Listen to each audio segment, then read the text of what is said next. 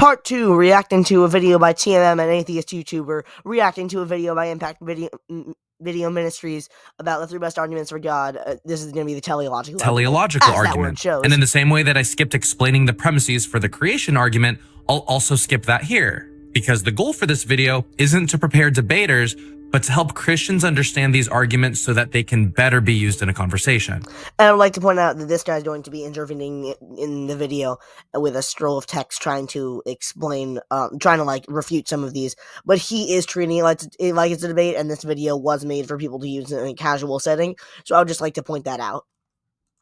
So this argument pretty much states that complex and intelligent design must come from an intelligent mind or designer. Yeah, but you need an argument to establish that the complexity we see in nature is, in fact, design. Complexity itself does not prove design, and even complexity with very specific consequences does not prove design.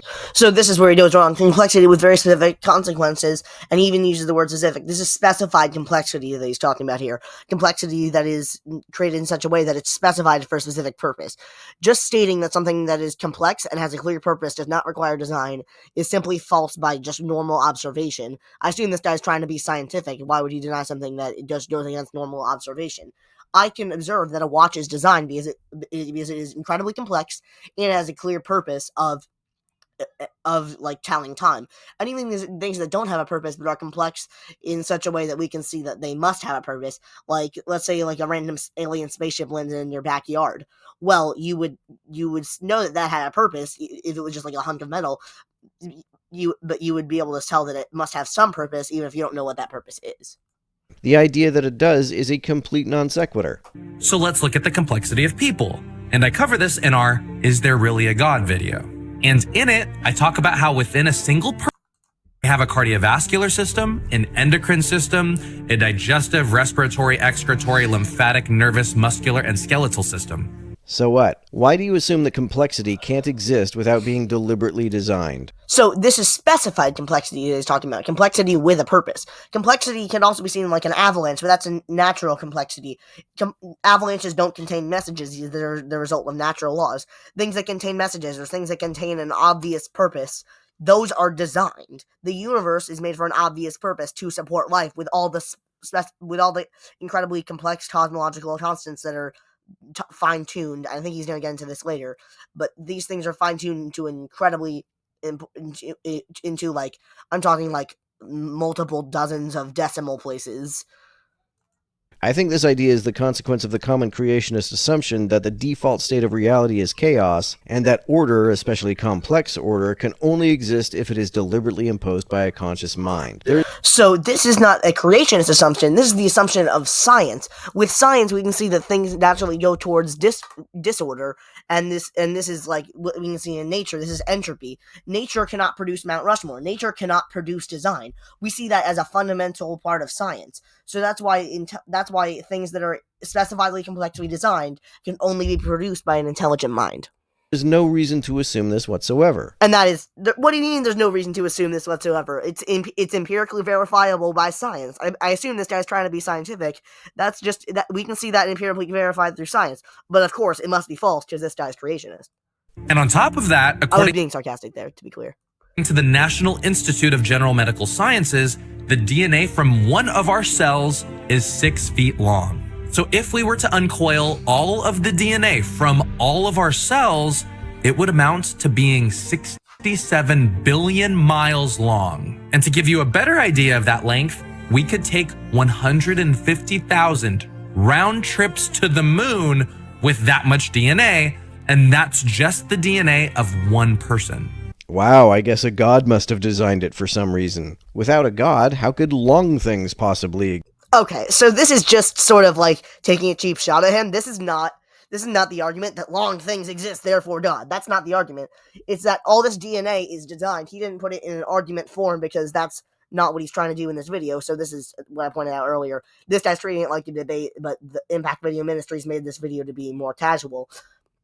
Without a God, how can long things possibly exist? It is designed. DNA is designed in such a complex way. He's saying that all these double helixes of DNA, you stretch them out, they go to the moon 100 and back 150,000 times. That is a lot of DNA for context. not for context. There's no context. That's a lot of DNA. That is so much information that's contained in that DNA, and to assume that all of that came by chance, if even like a few of them were off, that DNA, that organism would not work, or it would be incredibly crippled. Exist. So the design argument would suggest that a person is too complex, and evolution could not have been the reason why people exist, regardless of how many billions of years occur. It's not the entire reason why people exist. Well, many atheists argue that way, but yes, I'll accept that point. It's not the entire reason why people exist. That's incredibly true. People also exist because of chemistry. Why, though, would evolution and chemistry not be able to produce a human? So he made this point in part 1. He said that chemistry is the reason we exist. That's just not true. If you mean chemistry as in the first life and then evolution, well, if you accept evolution, maybe that's true. I personally, I don't accept evolution. I made some videos on this. But saying that evolution plus chemistry equals life, that's not true. You can't just mix the chemicals of life in a test tube. If life were made of just chemicals, just mix the chemicals of life in a test tube and you get life. That's why those games, those little alchemy games, they have to always make some sort of assumption to mix two things to get life. That's why it's so hard to get life in those games, because you never know what two things will mix together to make life, because chemicals don't produce life. That's not how the chemicals of life work. That's a big thing. Like, if we were able to recreate life, we could just make more life that way, and that's just not how it works. Just because of chemistry. Why, though, would evolution and chemistry not be able to produce a human? For example, it would be nonsense to think that a laptop in a forest got there by evolution. Not if laptops reproduced and mutated. If they did, then it would be entirely reasonable. It would not be entirely reasonable. I made a full video refuting evolution, but just saying that things that reproduce and mutate are life, that's not true. Because computer viruses do that. Computer viruses aren't alive. That's an incredibly simplistic way of viewing it. Life. There's other requirements for life as well. To infer that they got there by evolution. Because even if all the necessary parts of a laptop were in an area, and that area was untouched, and nature just had its way for billions of years, a working laptop would not be the result. It would be if the parts self-replicated and mutated. No, it's not. No, it would not be. Saying that each of these individual parts self-replicated and mutated, eventually all these parts, in an incredibly specific way, a specifiedly complex way for the purpose of creating a laptop, mutated, that would never happen. Not billions of years, not trillions of years, not quadrillions of years. That would never happen because of the specifiedly complex amount of information it contains.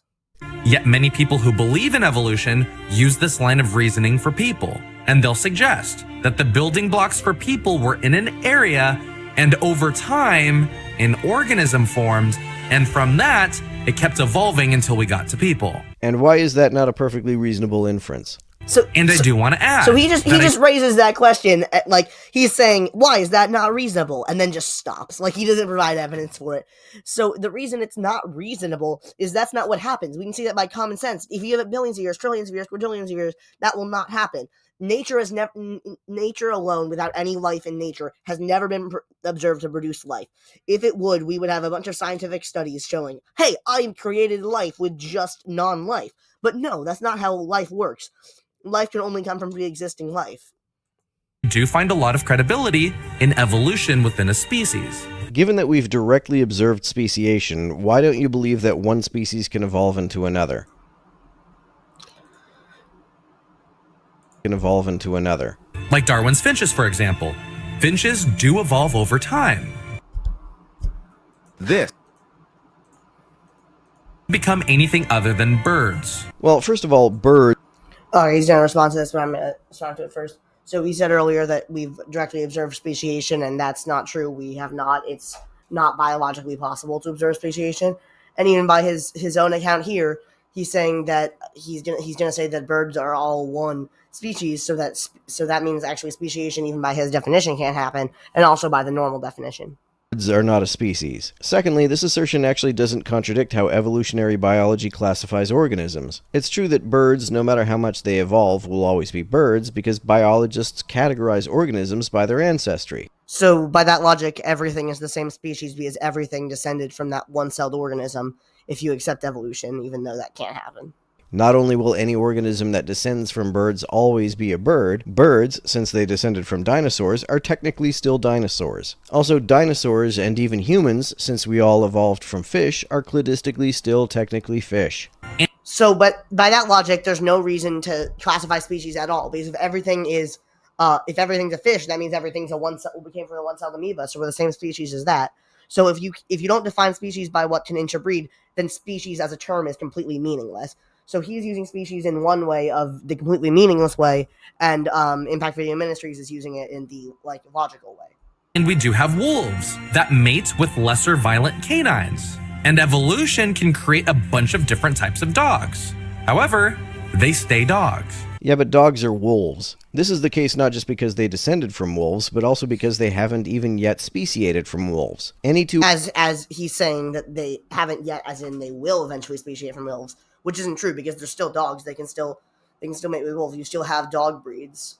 Organisms that can mate and produce fertile offspring are, by definition, the same species. Okay, so in his previous argument, he says that same species is anything that descends from another species, so we're all still fish. But on this, he says anything that can produce fertile offspring is the same species. So he has two different definitions to try to psych people out. Dogs are not a different species from wolves. They are a subspecies. It's evolution that turns species into other species, like fishes turning into birds and birds turning into dogs. No evolutionary biologist has ever claimed that birds turned into dogs. Also, as I previously explained, birds are technically still fish. So, and again, he's changing his definition of species again. So he's trying to fake people out with this.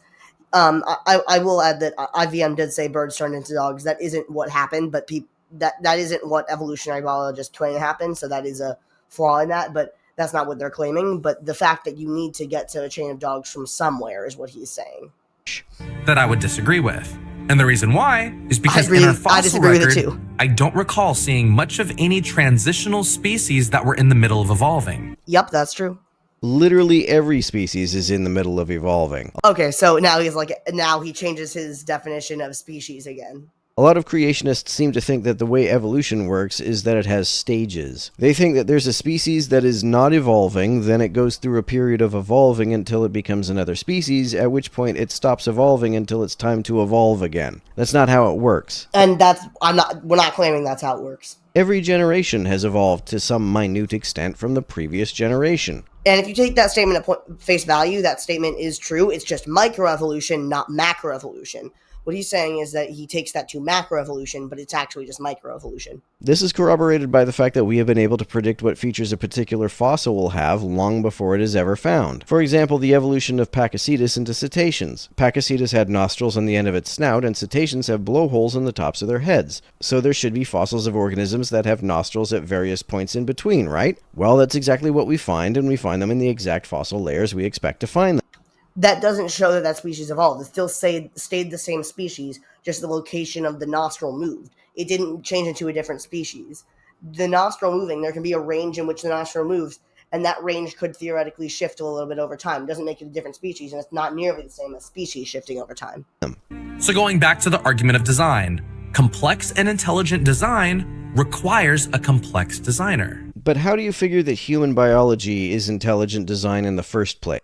Okay, so this is just a question that's gotcha, but that's literally his argument, and the teleological argument is human biology is so designed, it's so irreducibly complex, so specifiedly complex that it contains a message. The DNA of all things contains a message because it's mathematically identical to the English alphabet or to any other alphabet for that matter, and it contains a message that is encoded in DNA on how to build the organism, and that's why it's so intelligently designed, it's so specifiedly complexly designed. So when you look at the complexity of people and all that makes up a single person, this kind of complexity had to have come from some higher power. Yep. Why? Why would complexity need to come from a higher power? This seems like an entirely baseless assertion. So why complexity would need to come from a higher power is that there's no other thing that has ever been observed to create complexity. Only intelligence can create complexity. We don't see avalanches creating specifiedly complexity. They might create little patterns, but there's no message hidden in the patterns. The waves of the ocean, all these natural mechanisms, they can't create a message. Nature has never been observed once to create a message. So if you're someone that doesn't believe in God and you think that evolution makes more sense and that people did evolve, I would challenge you to think of a time when life can come from non-life. When the first nucleotide chain started to self-replicate. And, well, if he defines that as life, but there's different definitions of what life is.